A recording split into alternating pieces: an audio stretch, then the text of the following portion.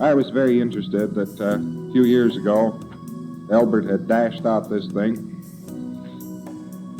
It says that it was written one night after supper in a single hour.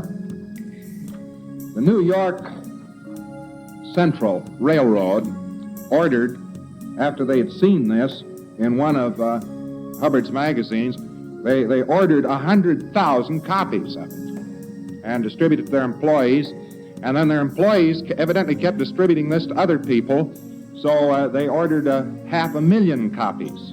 By that time, Andrew Carnegie and a few of the boys had stepped in, and they began to order this little pamphlet until finally there were millions and millions of these little bits, message to Garcia, distributed throughout America in this fashion. It demonstrates that there is a small amount of anxiety then on the subject of trying to find a good man to employ. In all this Cuban business, there is one man stands out on the horizon of my memory like Mars at perihelion.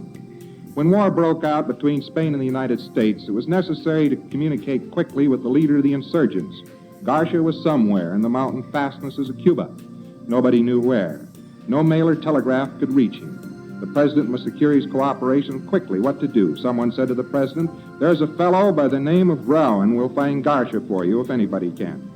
Rowan was sent for and given a letter to be delivered to Garcia. How the fellow named Rowan took the letter, sealed it up in an oilskin pouch, strapped it over his heart, and 4 days landed by night off the coast of Cuba from an open boat, disappeared into the jungle, and in 3 weeks came out on the other side of the island, having traversed the hostile country on foot, and delivered his message to Garcia, are things I have no special desire now to tell you in detail. The point that I wish to make is this.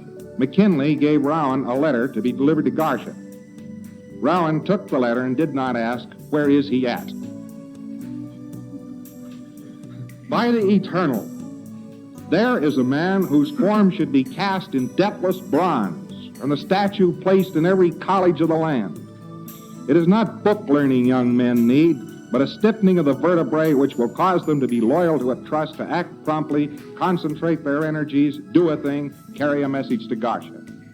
General Garcia is dead now, but there are other Garcias. No man who has endeavored to carry out an enterprise where many hands are needed, but has been well nigh appalled at times by the imbecility of the average man, the inability or unwillingness to concentrate on a thing and do it. Slipshod assistance, foolish inattention, dowdy indifference, and half-hearted work seem the rule. And no man succeeds unless by hook or crook or threat he forces or bribes other men to assist him, or mayhap God in his goodness performs a miracle and sends him an angel of light for an assistant. You, reader, put this matter to a test. You are sitting now in your office. 6 clerks are within easy call. Summon anyone and make this request. Please look up in the encyclopedia and make a brief memorandum for me concerning the life of Correggio. Will the clerk quietly say, "Yes, sir," and go do the task? On your life, he will not. He will look at you out of a fishy eye and ask one or more of the following questions. Who was he? Which encyclopedia?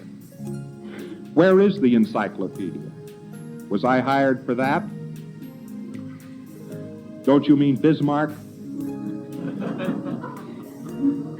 What's the matter with Charlie doing it?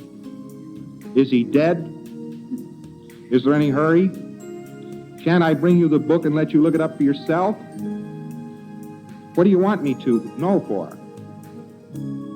And I will lay you 10 to 1 that after you have answered the questions and explain how to find the information and why you want it, the clerk will go off and get one of the other clerks to help you try to find Garcia, and then come back and tell you there is no such man. Of course, I may lose my bet, but according to the law of average, I will not. Now, if you are wise, you will not bother to explain to your assistant that Correggio is indexed under the C's, not under the K's. But you will smile sweetly and say, "Never mind," and go look it up for yourself. And this incapacity for independent action, this moral stupidity, this infirmity of the will, this unwillingness to cheerfully catch hold and lift, these are the things that put pure socialism so far into the future. If men will not act for themselves, what will they do when the benefit of their effort is for all? A first mate with knotted club seems necessary, and the dread of getting the bounce Saturday night holds many a worker to his place. Advertise for a stenographer, 9 out of 10 who apply can neither spell nor punctuate and do not think it necessary to. Can such a one carry a message to Garcia? You see that bookkeeper, said the foreman to me, in a large factory? Yes, what about him? Well, he's a fine accountant, but if I'd send him up to town on an errand, he might accomplish the errand all right, and on the other hand, might stop at 4 saloons on the way, and when he got to Main Street would forget what he'd been sent for. Can such a man be entrusted to carry a message to Garcia?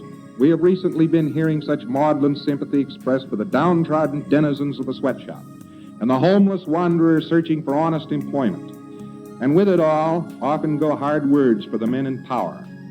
Nothing is said about the employer who grows old before his time in a vain attempt to get frowsy ne'er-do-wells to do intelligent work, and his long, patient striving after health that does nothing but loaf when his back is turned.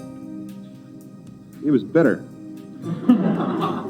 Matter of fact, he'd been running Roycroft for some time, a whole town of people.